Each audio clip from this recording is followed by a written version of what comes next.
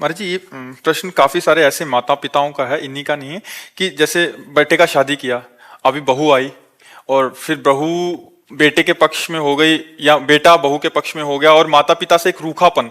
फिर कह रहे हैं कि ऐसी स्थिति में जिसको पाला पोसा बड़ा किया और जब उसकी तरफ से कटुता होती है तो महाराज जी जब बड़ा हृदय वृद्धि। आपकी समस्या नहीं है, बहुत माता पिताओं की समस्या है।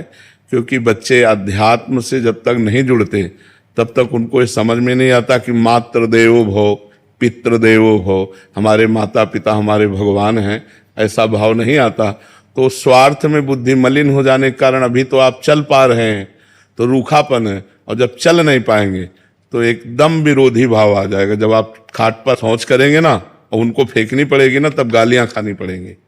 कोई विशेष श्रद्धावान अपने ऐसे माता पिता की सेवा कर पाता है, नहीं तो बहू सास को पीट रही है, बेटा माँ पिता को मार रहा है लात डंडों थप्पड़ों से।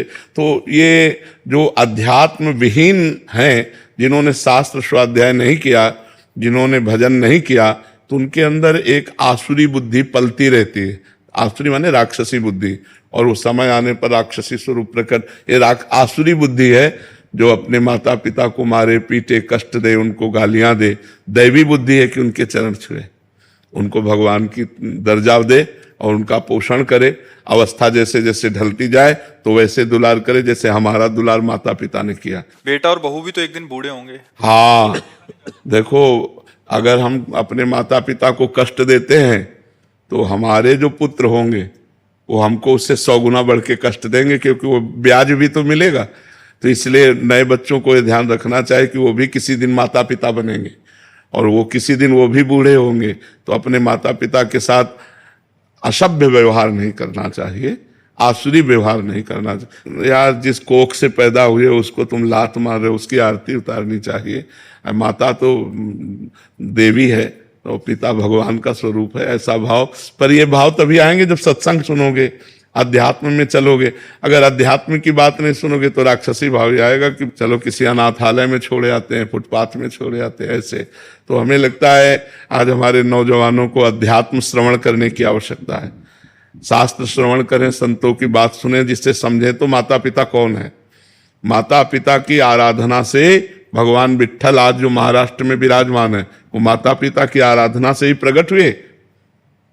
पुंडरीक नाम के एक भगत अपने माता पिता को भगवान मानकर आराधना करते थे, तो भगवान स्वयं चलकर दर्शन देने आए। जो विट्ठल रूप में है ना, वो स्वयं दर्शन देने आए। माता पिता की आराधना भगवान की आराधना है। पर कलयुगी बच्चे नहीं समझ पा रहे हैं, वो अपने माता पिता को दुख दे रहे हैं, तो उनके बच्चे उनको दुख देंगे। पक्का समझो, ब्याज सहित मिलेगा। यहाँ सब कुछ ब्याज सहित मिलता है। तो गुरुदेव, ये कर्म तो छूटेगा ही नहीं। जैसे बच्चों को उनके किए का कर्म मिल रहा है, पर तो यही तो कर्म परंपरा हम आज तक भोग रहे हैं। जब से सृष्टि हुई तब से यही तो भोग रहे हैं। बार बार जन्म, बार बार मरण, बार बार जन्म, बार बार मरण। कहाँ मुक्त हो रहे हैं हम? ये कर्म परंपरा चली आ रही है, वैसे दुष्ट होते चले जा रहे हैं। अब ये अध्यात्म शिक्षा बचपन से दिए होते, गलती इनकी भी है। आधुनिक शिक्षा ही केवल दी, आध्यात्मिक शिक्षा नहीं दी, तो वो क्या जाने। अगर ये शुरू से कहते हैं छुओ पैर, प्रातःकाल उठ करके रोज मम्मी के पैर छुओ, हाथ जोड़ो, बड़े भाई से हाथ जोड़ो, ये सिखाया गया है। जैसे हम लोग छोटे थे ना, कराग्रे वस्ते लक्ष्मी कर मध्य सरस्वती, बोले हाथ छुओ, धरती के पैर छुओ, चलो अम्मा के पैर छुओ, जाके पिताजी के पैर छुओ, बड़े भाई जैसे ऐसे शिक्षा। तो अब वो रोज की दिनचर्या बना दी। उठे ऐसे ऐसे करते हुए अम्मा के पैर छुओ, बोले खुश रहो। अब जिनके रोज पैर छू रहे हैं तो हमारी सद्भावना बन रही ना, उनका आशीर्वाद बन रहा है। अब कौन बच्चा रोज माता पिता के पैर छूता है? कोई बिरला ही, नहीं बिरला ही होगा हमें लगता है जो रोज सुबह उठकर अपने माता पिता के पैर छुए। वो सत्संगी होगा, बिना सत्संगी के तो माता पिता के पैर।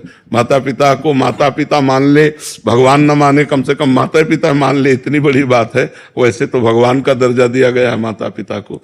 वेद कहता है मातृ देवो भव पितृ देवो भव। इसलिए अरे जी, पूर्व के कर्मों को तो हम देख नहीं पाते कि क्या आने वाला है, बट कभी कभी परिवार में जैसे माता पिता हैं वो अपने बुजुर्गों के पाँव छू रहे हैं, तो ये प्रभाव बच्चे पे पड़ रहा है। पड़ोस के चाचा लगते तो चाचा दंडोत, क्या जाता है। सब में भगवान विराजमान है, सब में भगवान विराजमान है। अगर हम अपने भगवान को चाचा ताऊ कह के दंडवत करते तो वही तो विराजमान है। तो इसलिए हमें लगता है कि नम्रता, विनय, ये हमारे समाज में कम होती जा रही है, नहीं होती जा रही है। कि जो पढ़े लिखे बच्चे हैं उनको विनयी होना चाहिए। विद्या विनयम ददाति, विद्या विनय सभ्यता सिखाती। और आज का पढ़े लिखा बच्चा असभ्य होता जा रहा है। माता पिता का तुम अपना देखो, हम देख लेंगे। कुछ तो पेरेंट्स भी अभी ना मतलब बच्चों मॉडर्न स्टाइल से चलना चाहते हैं थोड़ा। बच्चों को ही, क्योंकि खुद अध्यात्म नहीं है महाराज जी, इसलिए वो चाहते हैं कि जैसे हम हैं वैसे ही बच्चे बने। और क्योंकि बिल्कुल महाराज जी दिशा विहीन उनका ही खुद का ही जीवन है, तो फिर कैसे मॉडर्न लाइफ जीने के चक्कर में तो फिर वो मॉडर्न बच्चे टट्टी नहीं उठाएंगे। फिर तुम्हें पढ़े रहना पड़ेगा। महाराज जी, अगर सब कुछ गुरु के चरण कमलों में समर्पित कर दिया जाए फिर कर्म बंधन में। देखो जब तक कोई समर्पित होना नहीं चाहेगा तो किसी को समर्पित करने से कोई समर्पण नहीं होता। मनुष्य शरीर कोई फल फूल नहीं है। वो समर्पित नहीं होना चाहता तो हमारी ताकत नहीं कि हम उसको बदल दे। आप बदलना चाहो तो हमारी बात मान करके आप अपने को बदल सकते हो। बच्चों को विवेकवान बनाने के लिए उनको सत्संग सुनाओ, उनको आप आचरण सिखाओ, और वो धीरे धीरे चाहे कि हम संत वाणी सुन करके सुधरे तो वो समझ जाएंगे। महाराज जी इसीलिए शायद पहले गुरुकुलों का निर्माण था कि कुछ समय के लिए बच्चे हाँ माता पिता से अलग हो। हाँ तो वो बहुत अच्छे परिवार को चलाने वाले बनते थे, क्योंकि गुरुकुलों में सब आध्यात्मिक और आधुनिक दोनों शिक्षाएं दी जाती थी। तो इसलिए वो बहुत विवेकवान होते थे, गृहस्थी को भी चलाते थे और संयम से भी रहते थे। अब आज की पढ़ाई में आधुनिकता तो है लेकिन आध्यात्मिकता नहीं है। तो आध्यात्मिक पढ़ाई ना होने के कारण विनय की बहुत कमी होती जा रही है।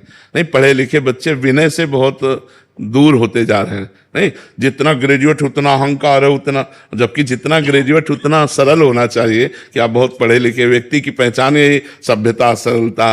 आप गाड़ी में बैठे बस में जा रहे हैं, कोई बड़ा बूढ़ा खड़ा है, आइए दादाजी आप बैठ जाइए, हम तो खड़े भी रह सकते हैं। अब तो लगा पढ़ा लिखा है, नहीं लगा कि पढ़ा लिखा है, सभ्य आदमी है। तो पढ़ा लिखा का संबंध सभ्यता और विनय से है। और आज सभ्यता और विनय दोनों गायब हो जा रहे हैं। पढ़े लिखे तो बहुत लोग हैं, सभ्यता और विनय जा रहा है। तो हमें लगता है आध्यात्मिक शिक्षा ही सुधार सकती है। गुरुदेव भगवान, हम अपने बच्चे तो नादान हैं, उनको समझ नहीं है, उनके कल्याण के लिए कहीं ना कहीं हम नाम जप करके समर्पित करें तो क्या हाँ हो जाएगा। हाँ बिल्कुल परिवर्तन होगा। और उनको बैठाल करके राधा राधा बुलवाओ 10 मिनट राधा राधा बुलवाओ और नाम जप करके उनको दो, तो निश्चित परिवर्तन होगा, निश्चित होगा। महाराज जी, बट उनको भी ऐसा लगता है कि हमारे जान पे आ रहा है ये सब कुछ करना, कि मतलब बता भी रहे हैं कि हम कि ये इतना करो तब आप करो, आपको नाम जप करना पड़ेगा, बट वो फिर भी नहीं करना चाह रहे। 1-2 दिन करेंगे, फिर हफ्ते बाद फिर फुसलावे। हफ्ते में अगर 1 दिन भी करने लगे ना तो हमारी बात तो मानने लगे ना। हम 2 दिन करवाएंगे, फिर हफ्ता भर कहने के बाद 3 दिन करवाएंगे। हम धीरे धीरे उनको सतमार्ग में। देखो बच्चों को खिलवाड़ में भजन कराया जाता है। देखो तुम्हारे लिए हम बाल भोग बना रहे हैं, तब तक तुम राधा राधा, अगर राधा राधा बोलना बंद किया तो नहीं मिलेगा। राधा राधा राधा राधा राधा राधा शुरू हो जाएंगे बच्चे हैं, और इसके बाद फिर खेलने लगे राधा राधा राधा राधा राधा, ऐसे मतलब प्यार से दुलार से। आओ हम सब बैठते हैं, देखो भगवान जी की कथा सुना रहे हैं, सुनो चुपचाप बैठो, देखो ये क्या संत कह रहे हैं, सुनो।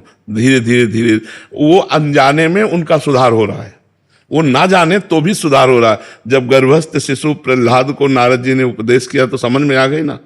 अभिमन्यु को उपदेश किया अर्जुन जी ने तो चक्रव्यूह तोड़ना गर्भ से जान गए, तो गर्भस्थ शिशु को कितना ज्ञान, वो तो अब बाहर आ चुका है। अगर हम सुनाएंगे तो उसके संस्कार बदलेंगे, उसके भाव बदलेंगे।